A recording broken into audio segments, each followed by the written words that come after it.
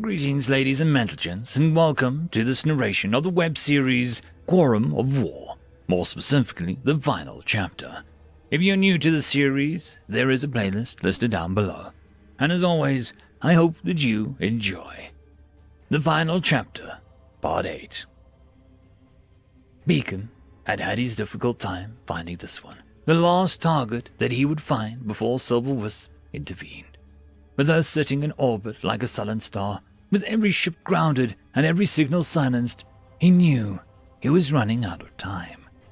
Insepicant, senior armsman, last known post of the Seven Shades Corsair class, accomplice to the murder of Eru, retired and currently hiding on 320.93.471.07. Not hiding anymore. In fact, the creature had practically shouted from the rooftops that he was here after years of successful hiding. That's fine. His knife still worked, and a century of work had not taken the edge of his desire for revenge. He didn't bother to hide. The people knew that the human god of death was walking amongst them. After his early work, the military and police locked the doors and prayed to their goddess. He barely even noticed as the population fled. The rules were clear that interfering with his mission carried a heavy price. The town was nothing special, a once prosperous hub of commerce hurled back into a time of agrarian subsistence. They probably had a king. Hastily rebuilt infrastructure, water and wind now running the planet. Beacon grinned. He had been pissed when the sentence had been imposed. He had wanted dead. He had wanted blood and fire until he realized how angry the Quorum were. The enemy didn't get to die in the fire and heroics. They got to bleed out, to watch those they loved to die from simple causes, to sit in the wreckage of the world while a glaring red eye sat over their home and never let them forget why they had been cursed. He cheerfully admitted that Silver Wisp was probably a bigger bastard than he was, and he knew how bad that was. You could only call it a homestead.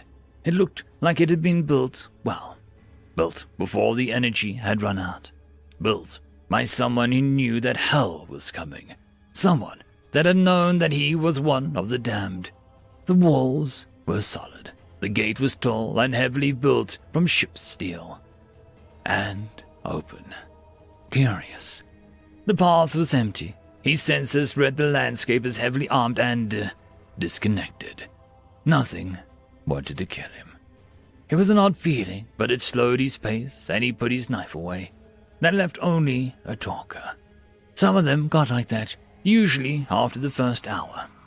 How sorry they were, how they didn't mean to drop 800 kilotons of heavy ordnance on some children. One captain had cried that he was only obeying orders. That had added a remarkably long time to its pain. He hadn't waited until the miserable creature was dead before he took his space and left him to bleed out. Not even worth the blade. Some just stood there and nodded, the nightmare finally turning up. An end to the sweating nights and broken dreams. Those he killed quickly, but they both knew that the meeting ended in death. Some were even grateful. Today would end it. The Quorum had told him that this was the last crewman he was allowed to sentence. He had made his way over 1,000 planets, over a century of human time to track and kill 111,000 murderers. It had been easier when they had stayed in their damn ships. He had hit such big numbers in the beginning, thousands in a day, if he got to the reactor and cooked them slowly. Good times. The air was clear. He could detect one life form. The sky was darkening to a deep silver as the human shield blocked the planet, banned from even seeing the stars that they had betrayed. The more he thought about it, and that was practically his only purpose, the more he thought humans were bigger bastards than people realized. Not the Shant, obviously. They had got to meet the sharp end, but the rest of the oblivious galaxy. And him, of course. Literally, the sharp end. The door was open, swinging lightly in the breeze. The child's toy had been left to keep it open, subtle. Unfortunately, he had eidetic memory. Every record of every human child huddling under a bed as the air burned never got better, never went away. If he was human, he would have said that he was mad.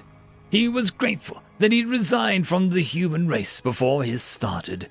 Otherwise, justice would never have been done. He pushed open the door. In a chair beside the embers of a fire sat a huddled creature. It was wearing the remains of a uniform and seemed to be shivering. He looked at the door and seemed confused. Beacon realized he still wore full camo and silently dropped it. Insepticant Senior Armsman. "Ha! You found me. Took you long enough. What happened? Stopped to kill a few random civilians on the way. I'm dying. Nothing you can do to me. An hour or two won't make a difference." Beacon pulled up a seat. "Good. I'm not in a hurry. You are the last crewman alive, so I guess you get the medal. I could never find out why you were on the ship. You hid your records well. A corvette, not exactly my first choice of target." He thought for a moment. "Well, definitely not my second." The creature cackled. "And that's where you were wrong." It coughed itself loudly and then resumed. "I was responsible for small arms, small caliber, anti-personnel, anything like that. We shot your people like it was a festival. We took bets, and I won." I grinned up at him, the ragged scale showing. "I could always hit the small ones. It was easy when you worked out how they ran. And now you are here, full of revenge and your knife. I'm not frightened of your blade, human. My doctor says I'll die in a matter of hours, anyway. And I wanted to spit in your face." Beacon stayed silent for a moment and then spoke. "You think you were the worst. You were nothing compared to some of those I killed. It was sad, hiding for your entire life under our bloody moon. I am here to collect the price for your sins. You know them better than I. I don't give forgiveness, and I am not here to dispute your evil. I'm here to kill you. My task is simple and inevitable." He reached into his belt and produced a very small blade. "However, I can introduce you to new concepts of time and pain. To admit to me that you hunted my children, and you being the last target, I feel this will take a while, and you can tell me all about what you did." The screaming began. It lasted a lot longer than his doctor had estimated and ended with him skinless and bleeding out. Beacon played the sound of the children that the creature had murdered as it died. Silver Wisp watched from orbit as the last murderer fell to Beacon. His shattered self would soon reunite and look to the future. However, one last task. Once the creature had died, he summoned Beacon, and they faced each other for the first and last time. He nodded and said nothing. Beacon smiled. "Fine, I'll say it. End me. This is over."